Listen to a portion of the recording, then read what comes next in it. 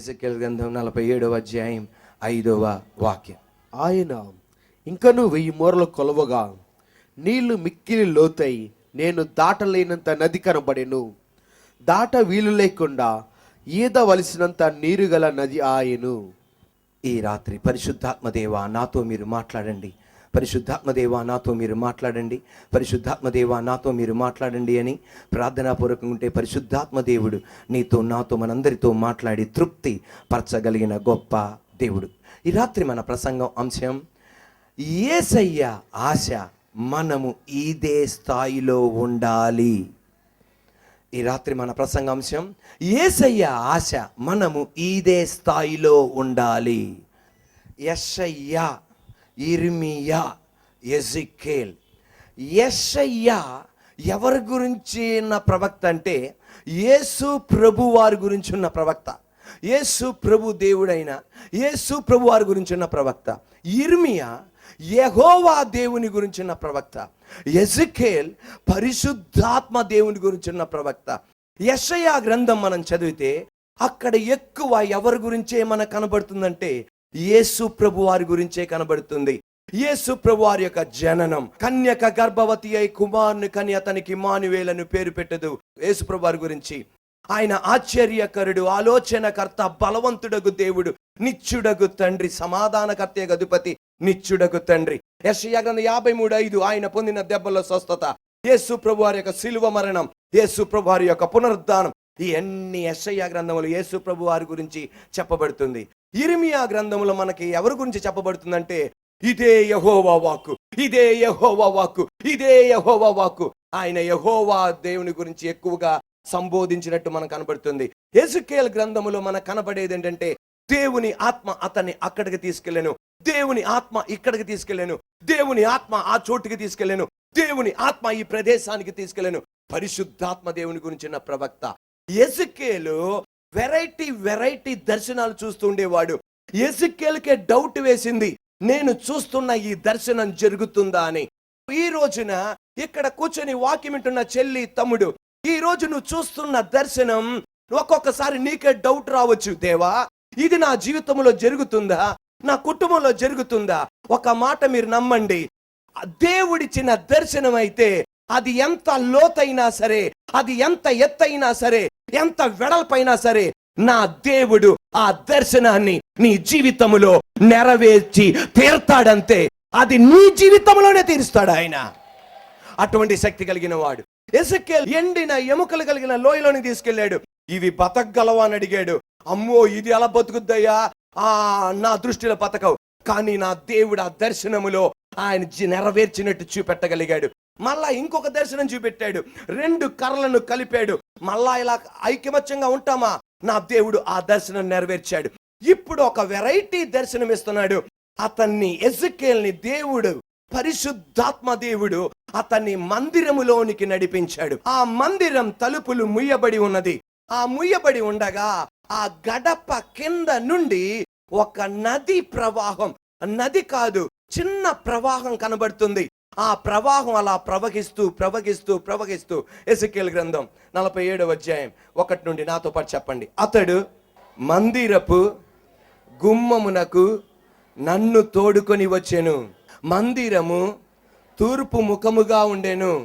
నేను చూడగా మందిరపు గడప క్రింద నుండి, గడప అంటే ఏంటి? డోర్, తలుపు కింద నుండి నీళ్లు ఉబికి తూర్పుగా పారుచుండెను.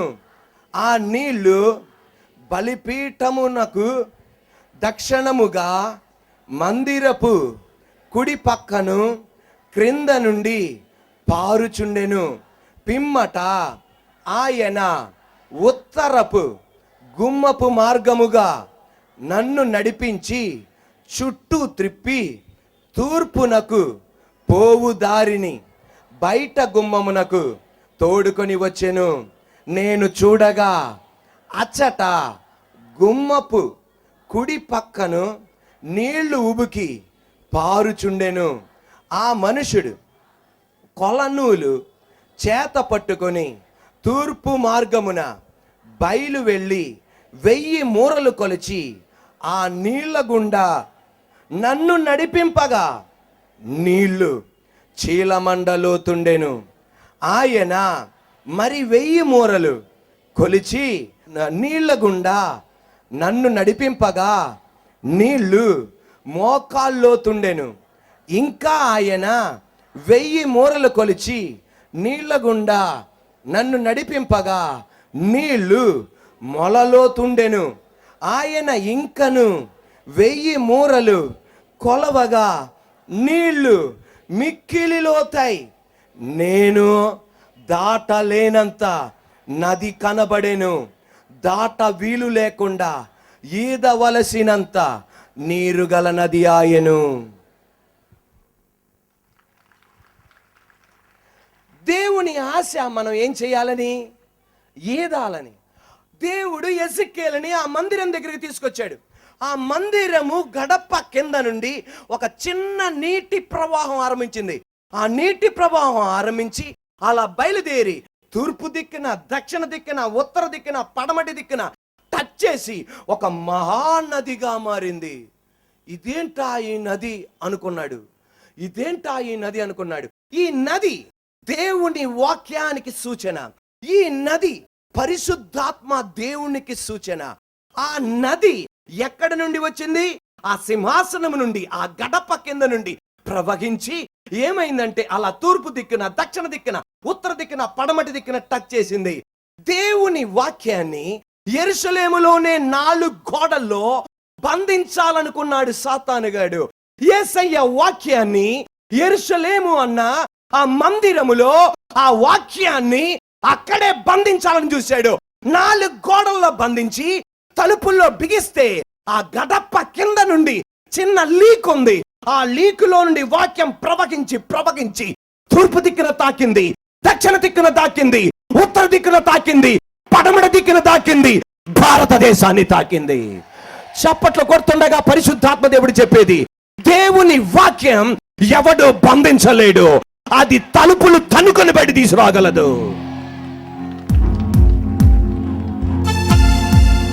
ఆ దేవుని వాక్యాన్ని అక్కడ బంధించాలనుకుంటే అది వచ్చి నాచి ఇప్పుడు ఏమైపోయింది తెలుసా? ఈ వాక్యం మహానదిగా మారింది. ప్రతి ఒక్కరు ఈ నదిలో నుండి తృప్తి పొందుతున్నారు. తూర్పు దిక్కునోళ్ళు తృప్తి పొందుతున్నారు, దక్షిణ దిక్కునోళ్ళు తృప్తి పొందుతున్నారు, ఉత్తర దిక్కునోళ్ళు తృప్తి పొందుతున్నారు, పడమటి దిక్కునోళ్ళు తృప్తి పొందుతున్నారు. రష్యా దేశం ఈ వాక్యాన్ని బిగించేసింది. చైనా దేశం ఈ వాక్యం వద్దనుకుంది. పాకిస్తాన్ వద్దనుకుంది. ఆఫ్ఘనిస్తాన్ వద్దనుకుంది. భారతదేశం వద్దనుకుంది. కానీ ఈ నది మెల్లగా వెళ్ళి నదులుగా మారిపోయిన ఈ రోజున చెల్లి, తమ్ముడు, నువ్వు దేవుని మందిరానివి. నీలో ఉన్న వాక్యం నీలో బిగించాలని, నీలోనే ఉండాలని సాతానుగాడు చూశాడు. కానీ నీలో నుండి మీ నాన్నలోనికి వెళ్ళింది, మీ అమ్మలోనికి వెళ్ళింది, మీ తమ్ముళ్ళలోనికి వెళ్ళింది, మీ చెల్లిలోనికి వెళ్ళింది. ఈ రోజు మీ ఇంట్లో జీవ నది కాలువ కాదు, మహానదిగా మారింది.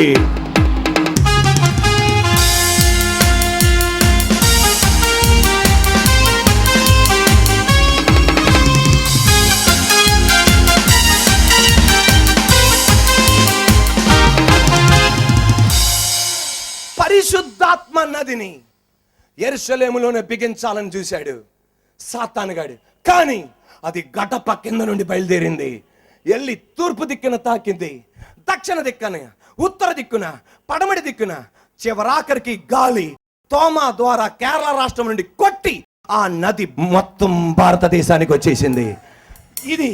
దీన్ని బిగించడం చాలా కష్టం, ఒక స్టాక్ చేయడం చాలా కష్టం. ఈ నది ప్రవహించు చోటుకల్లా ఏమైందంటే జీవం కలిగింది. ఏం కలిగిందండి నాన్న? ఏం కలిగింది? జలచరాలు బతికినాయి. విస్తారమైన చేపలు, ఎండిన చెట్లు మళ్ళా చిగురించినాయి.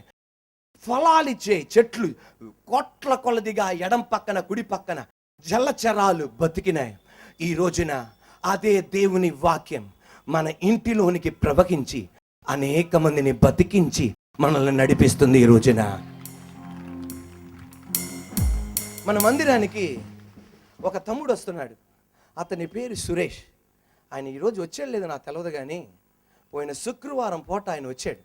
ఉంటే ఒక్కసారి నిలబడండి ఎక్కడ ఉంటే. దేవుని స్తోత్రం. ఓకే సురేష్, ఒక్కసారి ఇక్కడికి ఎదురుకు వచ్చేవా నాన్న? ఇలా మధ్యలో కూర్చోవా, ఇట్రావా, ఈ బులు కుర్చీల దగ్గర రావా. Are you ready? ఈ జీవ జల నది ఏమైందంటే ప్రతి అక్కడ నుండి ప్రవహించి జీవన జల నది ఆరంభం చాలా చిన్న ఆరంభమే. అది ఆరంభించి అది ప్రవాహంగా మారి ఒక్కొక్క చోటుకి వెళ్ళిన చోట అది ఏమిస్తుందంటే జీవాన్ని ఇస్తుంది, అందరిని బతికిస్తుంది, అందరిని నడిపిస్తుంది, అందరిని నిలబెడుతుంది. మన మందిరానికి తమ్ముడు సురేష్, ఆ సురేష్ అన్న తమ్ముడు తన 7వ తరగతి నుండి తాగుడుకు అలవాటు పడ్డాడంట. ఎన్నో తరగతి నుండి? ఎందుకంటే పట్టించుకోవడానికి అమ్మ లేరు, నాన్న లేరు. తద్వారా 7వ తరగతి నుండి ఆయన మత్తు పానీయాలకు అలవాటు పడ్డాడు. 2014వ సంవత్సరం వరకు, తన 7వ తరగతి నుండి 2014వ సంవత్సరం వరకు ఆ మత్తు పానీయాలకు ఆయన అలవాటు పడ్డాడు. చివరాఖరికి ఆయన ఏమనుకున్నాడు తెలుసా? ఇదేం బతుకు నా బతుకు, ఇక బతికి ఒక అర్థం ఉందా? దేనికి అర్థం లేదనుకొని విసుగు చెంది ఒక పాయిజన్ బాటిల్ కొనుక్కున్నాడు, ఒక విష బాటిల్ కొనుక్కున్నాడు. ఆ విష బాటిల్ని తన జోబులో పెట్టుకొని బయటికి వెళ్ళి తాగుదామని నిర్ణయించుకుంటే ఒక ఫ్రెండ్ వచ్చి ఇలాగ అన్నాడంట, అన్నా నువ్వు ఎక్కడికి వెళ్తున్నావు? ఎక్కడికి వెళ్ళట్లా, సత్తానికి వెళ్తున్నాను. కానీ తన ఫ్రెండ్తో చెప్పలా నా జోబులో విష బాటిల్ ఉందని. ఎందుకంటే సరదాగా అన్నాడు నేను సావడానికి వెళ్తున్నానని. ఈ ఫ్రెండ్ అన్నాడంట, నువ్వు సావడానికి వెళ్ళొద్దు, రా యూత్ ఉత్సవకు రా అన్నాడంట. యూత్ ఉత్సవకు రా అంటే యూత్ ఉత్సవం అంటే ఏంటి అన్నాడు. అంటే యూత్ ఉత్సవం అంటే యేసు ప్రభు గురించి చెప్తారు, నువ్వు రా బాబు అని. అంటే సరే అనుకున్నాడు, ఏదో సచ్చేది యేసు ప్రభు దగ్గరికి వెళ్ళిపోయి సద్దాంలే అని చెప్పి ఆ విష బాటిల్తో యూత్ ఉత్సవకు వచ్చాడంట. విష బాటిల్తో యూత్ ఉత్సవకు రాగానే ఆ జీవపు వాక్యం, పరిశుద్ధాత్మ దేవుడైన జీవ జల నది అతన్ని తాకటం ఆరంభించింది. ఎప్పుడైతే పరిశుద్ధాత్మ దేవుడు తాకాడో వెంటనే ఆ విష బాటిల్ ని యూత్ ఉత్సవం అయిపోయినాక కాలువలోనికి ఇసురు కొట్టి అంటాడంట, నేను సావను, నాలాంటో నేను బతికించబోతున్నాను అన్నాడు. నేను అడిగే ప్రశ్నకి జవాబు చెప్పినానా? నీ పేరేంటి నాన్న? సురేష్ అన్న. అద్ది ఎన్నో తరగతి నుండి తాగా? 7th క్లాస్ నుండి 93 నుండి తాగడం ప్రారంభించావు. ఎప్పుడు దాకా? 2013 వరకు. 2014 కాదు, 2013 దాకా, సారీ 2013 సంవత్సరం దాకా తాగుడు అలవాటు. 7వ తరగతి నుండి. అప్పుడు 2013 సంవత్సరం ఏమైంది నీ జీవితంలో? అసలు ఇంకా తెలియట్లా, అది ఇంకా అనవసరం ఈ లైఫ్, ఇంకా వేస్ట్. బాగా డిప్రెషన్ లోకి వెళ్ళిపోయా. ఏం పెట్టుకున్నావు జోబులో? Poison bottle. ఈ పొలాలకి వేస్తారు కదా మందు. అబ్బా, అంటే ఒక్కసారి పొలాలకి వేసే మందు ఒక్కసారి టేస్ట్ చేస్తే చాలు వెళ్ళిపోవటమే డైరెక్ట్ గా. అది తీసుకొని జోబులో పెట్టుకున్నావు. జేబులో పెట్టు. అప్పుడు ఎక్కడికి రమ్మన్నారు? యూత్ ఉత్సవం తుమ్మలపల్లిలో జరుగుతుంది. అప్పుడు తుమ్మలపల్లి జరుగుతుంది. కానీ యూత్ ఉత్సవం అంటే నీకేం తెలియదు. అప్పుడు అంటే ఏమన్నాడు ఆయన? ఏమన్నా ఎక్కడికైనా అంటే బాగాలేదులేరా అంటే, కాదులు బండి ఎక్కు, ఇక్కడ దాకా వెళ్ళొద్దాం, ఎక్కడ దాకా ఎక్కువ అన్నాడు. యూత్ ఉత్సవం తీసుకో. సరే అలాగే చచ్చిపోతున్నాం, ఒకసారి ప్రార్థన చేసుకుని చచ్చిపోదాం అని చెప్పేసి ఇంకా గుమ్మంలో అడుగు పెడుతున్నాను. అడుగు పెట్టిన ఫస్ట్ నా చెవులో వినపడిన వాక్యం ఏంటంటే, నువ్వు ఇక్కడ కాదు ఆకాశం చంద్రమండలంలో ఉన్నా కూడా నువ్వు చచ్చిపోయినా కూడా నేను లేపి నించోబెట్టేస్తాను. చాలా అద్భుతమైన మాట. ఏ మాట? నువ్వు చచ్చిపోయినా కూడా నేను లేపి నిలబెడతాను నిన్ను, నువ్వు ఇప్పుడు సావాలనుకున్నా కూడా నువ్వు సావలేవు అన్న. ఫస్ట్ నేను వినపడిన మాట అదే లోపల రాగానే. ఆమేన్. మరి ఇప్పుడు చచ్చిపోయావా? అసలు ఇంక సావనుగా ఆ తాటే రావట్లే ఇంకా నాకు.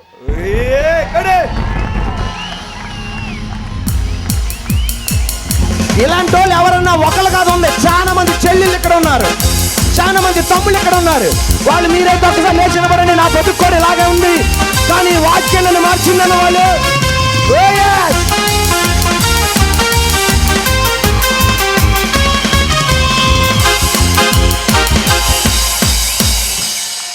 దీనికి వేలయ్యాలండి. ఆయన సెక్సర్ కొత్త వేలతో ఏముంది? అది ఆయన ఏదో సెక్సర్ ఉండండి. మన ఇండియా వాళ్ళు ఆడతారు, లాస్ట్ దాకా వస్తారు, పోతారు, నీకు బీపీ వస్తుంది. మొన్న ఫైనల్ వరల్డ్ కప్లో 100 మందికి హార్ట్ అటాక్ వచ్చిందంట ఇది చూసి. వాళ్ళు బాగానే ఉన్నారు, ఆ పాడిన 12 మంది. వాళ్ళేమో ఇట్స్ గేమ్ అంటున్నారా? ఇట్స్ గేమే. మనకు గేమ్ కాదుగా, ఫారు మనకి వారు. దానికి వేలాడగా దీనికి వేయాలి. ఒకరిని బతికిచ్చాడు వాక్యం.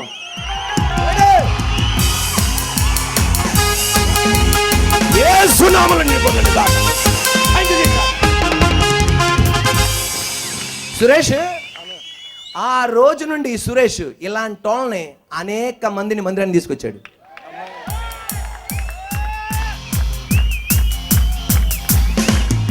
ఒక క్షణం, ఇందాక ఎవరో చెల్లెలు ఎవరు నిలబడ్డారు, అన్నయ్య నా బతుకు కూడా ఇలాగ దేడు.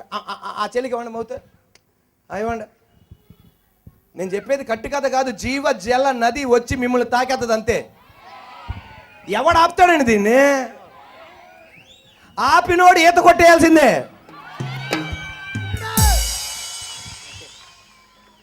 ఆ చెల్లికి ఇవ్వండి. నీ పేరేంటి నాన్న? సోనియా అన్నయ్య. సోనియా. అయితే నాకు 6th క్లాస్ నుంచి ఫ్రెండ్స్ వల్ల వేరే వేరే అలవాట్లకి అలాగా, అంటే వేరే వాళ్ళతో మగపిల్లలతో మాట్లాడడం, అలా క్లోజ్గా మాట్లాడడం అలా చేసేదాన్ని అన్నయ్య. అది నాకు చాలా, నా లైఫ్లో చాలా మైనస్ పాయింట్ అయింది అన్నయ్య. అది ఏంటంటే సూసైడ్ అటెంప్ట్ చాలాసార్లు. ఊరేసుకోబోయి ఆ టాబ్లెట్లు ఫిట్స్ నాకున్నాయి అన్నయ్య. ఫిట్స్ 40 టాబ్లెట్లు వేసేసుకున్నా అన్నయ్య. అలాగ నన్ను స్ట్రెచ్చర్ మీద 108లో తీసుకెళ్తుంటే మా అమ్మ బతికిద్దో బతకదో, బతికిద్దో బతకదో. అమ్మ సగం విశ్వాసం అన్నమాట, నమ్మలేదు పూర్తిగా ఏసైని. బతికిద్దో లేదో దేవుడా అనుకుంటా తీసుకెళ్ళారని గవర్నమెంట్ హాస్పిటల్లో. అప్పుడు కూడా నన్ను దేవుడు 3 రోజులే నిద్రపుచ్చాడు, గాఢ నిద్రలో పెట్టాడు. 4వ రోజు ఇంటికి నన్ను నడిపించుకొచ్చాడు. ఆ తర్వాత నేను మళ్ళీ అలాంటి సూసైడ్ అటెంప్ట్ చేసుకోవాలనుకున్నాను, కానీ మందిరానికి రావడం మొదలు పెట్టానని. నేను ఎవరి కోసం మరణించాలి, నాకు ఎవరు సపోర్ట్ లేకపోయినా నా తండ్రి యేసయ్య సపోర్ట్ ఉందనుకున్నానన్నయ్య.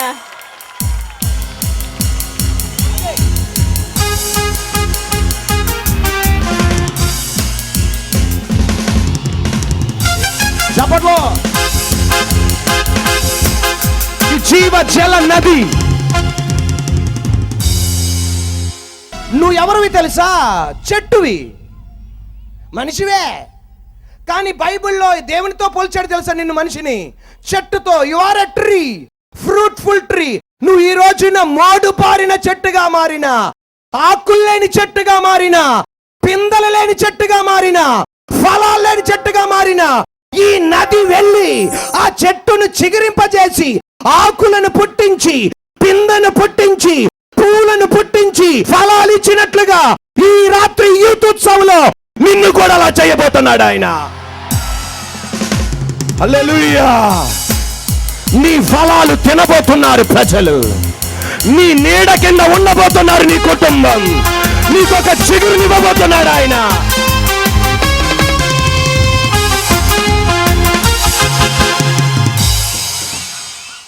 ఎజిక్యేల్ ఇలాంటి అన్న, నా బతుకు కూడా ఇలాంటిది అన్న. చచ్చిపోవాలనుకున్నా వాక్యం బతుకుతున్నాను అన్న వాళ్ళు ఇంకెవరైనా ఉన్నారా? యవనస్తుల్లో చెప్పమ్మా, నీ పేరు? నా పేరు సంధ్య అన్నయ్య. ఏం చదువుతున్నావు సంధ్య? నాన్న నేను జాబ్ చేస్తున్న ప్రెస్లో. మీ 3 అక్క చెల్లెళ్ళు. నాకు ఆల్రెడీ మ్యారేజ్ అయిందన్నయ్య.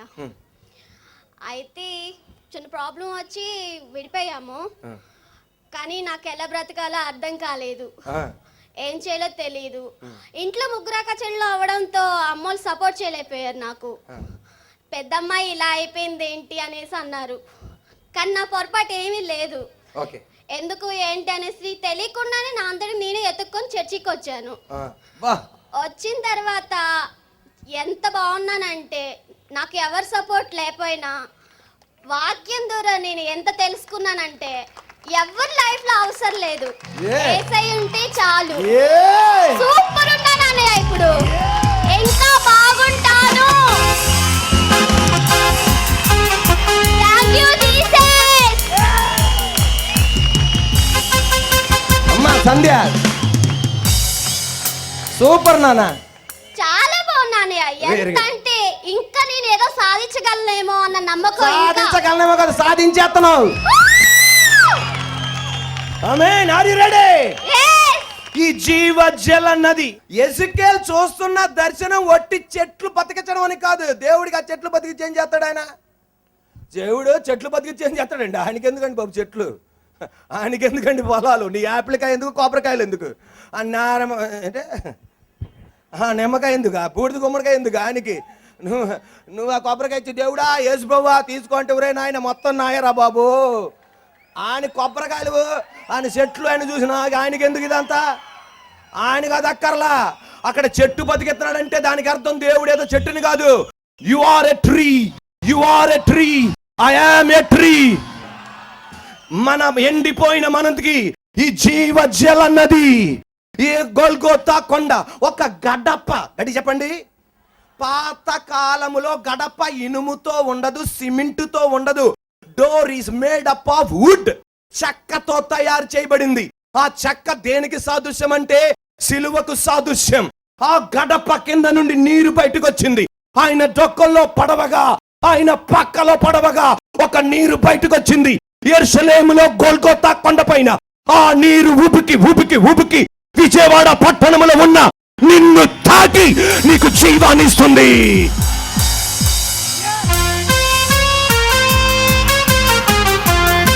హల్లెలూయా, హల్లెలూయా. చెట్లు బతికించడం కదా ఆయన దృష్టి, నిన్ను బతికించడానికి. చెల్లి నిన్ను బతికించడానికి, తమ్ముడు నిన్ను బతికించడానికి. ఏ అమ్మాయితే అందో ఈడు ఎందుకు పుట్టాడురా, ఏ అమ్మాయితే అందో ఈమె ఎందుకు పుట్టిందిరా, ఈయనెందుకు పుట్టాడు, సస్తే బాగుండు అనుకున్న నీ ఎండిపోయిన బతుక్కి ఈ నది వచ్చి ఆ ఫలాలు చూసి, నెలకి ఒక్కొక్క ఫలం అంట. సూపర్. ఏ మామిడికాయ అన్న నెలకు ఒక్కొక్క ఫలం ఎత్తదా? ఈ ఎండాకాలంలో మామిడికాయలు దొరక సత్తన్నారు జనాలు. నెలకు ఒక్కొక్క ఫలం ఇచ్చే చెట్టుగా మారుస్తాడంట. నీలో నుండి ఆ నీరుకున్న శక్తి ఎంత గొప్ప తెలుసా? Are you ready? ఆ నీరుకున్న శక్తి ఎంత గొప్ప తెలుసా? మామూలు శక్తి కాదు. నీలో ఉన్న పొటెన్షియాలిటీ, నీ సత్తును బయటికి తీసుకొచ్చేది అది. నీలో ఉన్న అభిషేకాన్ని బయటికి తీసుకొచ్చేది, నీలో ఉన్న తలంతులు బయటికి తీసుకొచ్చేది, నీలో ఉన్న జీవాన్ని బయటికి తీసుకొచ్చేది అది. 4 months బ్యాక్ నేను ఇక్కడ యూత్ ఉత్సవకు వచ్చానని ఆల్రెడీ మీకు చెప్పాను. ఇది వరకు ఏంటిది నీ ప్రొఫెషన్? సినిమా ఇండస్ట్రీలో డాన్స్ కొరియోగ్రాఫర్గా ఓ, ఈసారి సినిమా ఆపేసేసి మన వాళ్ళకి నేర్పించినానా? మ్యూజిక్ మనదే. ఏంటిది ఆయన ఎవరండి? మైకల్ జాక్సన్ కాదు, ఆయన ఊడిపోయాడు. ఎక్కడికి వెళ్ళిపోయాడో తెలియదు. ఆయన సాతాను గాడు పక్కనే తిరుగుతున్నాడంట ఈ మధ్యన. నన్ను అడక్కండి, నాకు తెలియదు. ఎవరు అక్కడ యూట్యూబ్లో పెట్టారు. సాతాను గాడు పక్కనే తిరుగుతున్నాడంట. మన మ్యూజిక్ వాళ్ళు లాక్కెళ్ళిపోయాడు, మన విజిల్ వాళ్ళు లాక్కెళ్ళిపోయాడు. మన దేవుడు వేలేస్తాడంట. డౌటా? యెషయా గ్రంథం చెప్తుంది, వేలేసి నా ప్రజలు పిలుస్తానంట.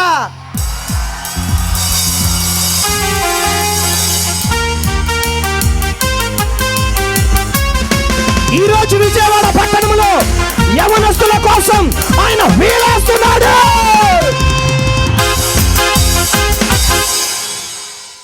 చెప్పు నాన్న. 4 months బ్యాక్ వచ్చాను అన్నయ్య. ఆ రోజు నేను అంటే నా జాబ్ కెరియర్ గురించి మీకు ఆల్రెడీ చెప్పాను.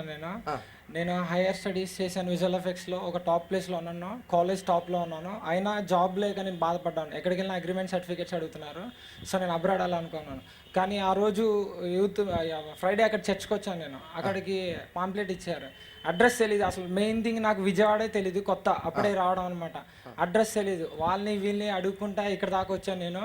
ఆ రోజు మీరు చెప్పిన వాక్యం ముగిసిపోయింది అనుకున్నాను. నీ జీవితానికి నా దేవుడు నీకు చిరింపజేస్తారని చెప్పాను. ముగించి ఉన్న నీ జీవితాన్ని చిగురింపజేస్తాను అన్నాడు. ఆ నది నిన్నేం చేసింది ఈ రోజున? నిలబెట్టింది. ఈ రోజు ముగిద్దామనుకున్నావా లేకపోతే? Praise the lord. హల్లెలూయా. ఇంకేం చెప్పాలనుకున్నావా? నేను మారుతాను అనుకోలేదు అన్నయ్య, కానీ ఆ వ్యర్థమైన జీవితాన్ని వదిలేసి దేవుడిలోకి వచ్చాను అన్నయ్య.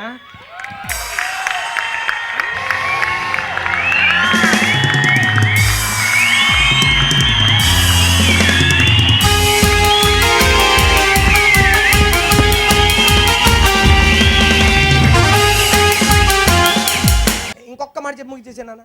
అన్నయ్య, నేను వ్యర్థమైన వాటి కోసం ప్రయాసపడుకున్నా, దేవుడి కోసం ప్రయాసపడాలనుకున్నాను.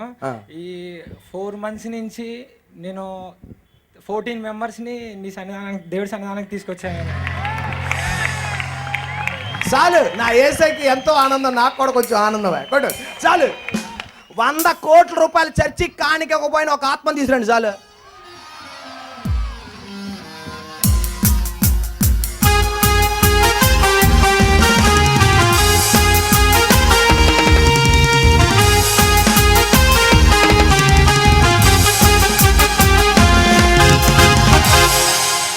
ఒకటి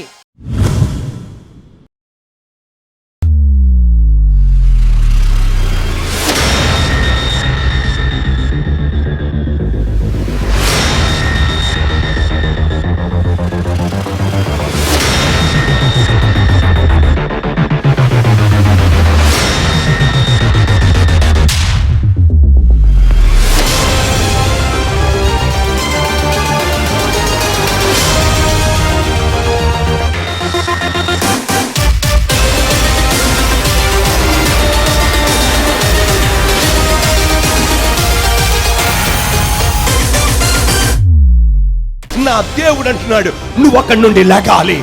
నీ గమ్యం అది కాదు, నిరుత్సాహం కాదు నీ గమ్యం, నష్టము కాదు నీ గమ్యం. నువ్వు అక్కడి నుండి లెగాలి. నీ శక్తికి మించినది నా దేవుడు నీ ద్వారా జరిగించబోతున్నాడు.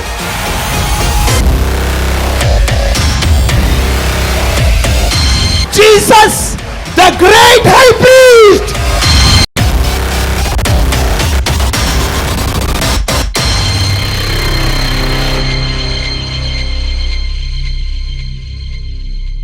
దేవా, ఈ రాత్రి ఎందు పనికిరా నన్ను నిలబెట్టిన విధానం బట్టి స్తోత్రం. యేసయ్యా, మీరు మీ ఆశ మేము ఒడ్డు మీద నిలబడకూడదు, నదిల్లోకి వెళ్ళాలి. యేసయ్యా తండ్రి, ఒడ్డు మీద ఉన్న తుఫాన్ వస్తుంది, నదిలో ఉన్న తుఫాన్ వస్తుంది. ఒడ్డున ఉన్నా కాపాడేది నువ్వు, నదిలో ఉన్నా కాపాడేది నువ్వు. యేసయ్యా, నువ్వు మాకు ఛాలెంజ్ చేస్తున్నావు. నువ్వు ఎంతగా అభివృద్ధి పొందాలని ఆశిస్తున్నావో రా, నేను నిన్ను అక్కడ తీసుకెళ్తా. తండ్రి, అంత మంచి దేవానికి స్తోత్రం. ఆ పరిశుద్ధాత్మ దేవా, ఈ రాత్రి వేళ ఎందుకు పనికి నన్ను వాడుకున్న విధానం బట్టి స్తోత్రం. పరిశుద్ధాత్మ దేవ, ఈ రాత్రి ఎందుకు పని నిలబెట్టి వాడుకున్న విధానం బట్టి స్తోత్రం. పరిశుద్ధాత్మ దేవ, ఈ రాత్రి ఎందుకు పని నిలబెట్టి వాడుకున్న విధానం బట్టి స్తోత్రం. నీకు మహిమ చెల్లిస్తూ యేసునామమున అడుగుతున్నాము తండ్రి.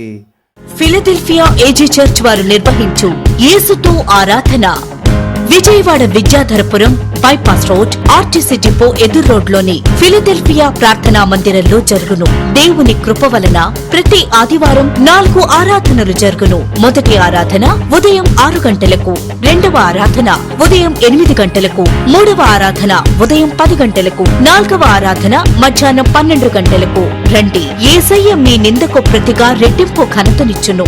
మా ఫోన్ నంబర్లు 9701100400 మరియు 9704100400.